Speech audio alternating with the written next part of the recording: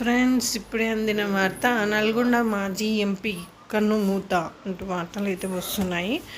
మరి ఎవరు ఆ ఎంపీ ఏంటి అనేది చూసేద్దాం. వివరాలకు వెళ్ళే ముందు దయచేసి లైక్ చేసి, షేర్ చేసి, సబ్స్క్రైబ్ అయితే చేసి మరిన్ని లేటెస్ట్ అప్డేట్స్ కోసం అయితే బెల్ ఐకాన్ అయితే క్లిక్ చేయండి ఫ్రెండ్స్. అయితే నల్గొండ మాజీ ఎంపీ తుమ్మల దామోదర్ రెడ్డి సోమవారం కన్నుమూశారు. గత కొంతకాలంగా అనారోగ్యంతో బాధపడుతున్న ఆయన హైదరాబాద్లోని తన స్వగృహంలోని తుది శ్వాస విడిచారు. దామోదర్ రెడ్డికి భార్య సులోచన, కొడుకు సుభాష్ చంద్ర రెడ్డి, కుమార్తె ఝాన్సీ లక్ష్మి ఉన్నారు. హైదరాబాద్ జూబ్లీహిల్స్ మహాప్రస్థానంలో ఆయన అంత్యక్రియలు నిర్వహించుచున్నారు.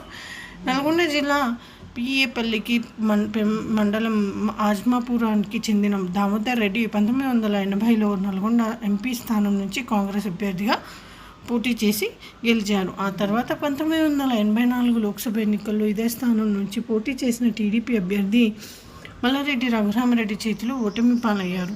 దామోదర్ రెడ్డి మృతికి Devarakonda MLA Neenavath Balunaik, Kondamallepally single window chairman doctor Dudipala Venudhar Reddy తదితరులు సంతాపం తెలిపారు. ఈ విధంగా వార్తలు అయితే వస్తున్నాయి ఫ్రెండ్స్. మరి థ్యాంక్స్ ఫర్ వాచింగ్.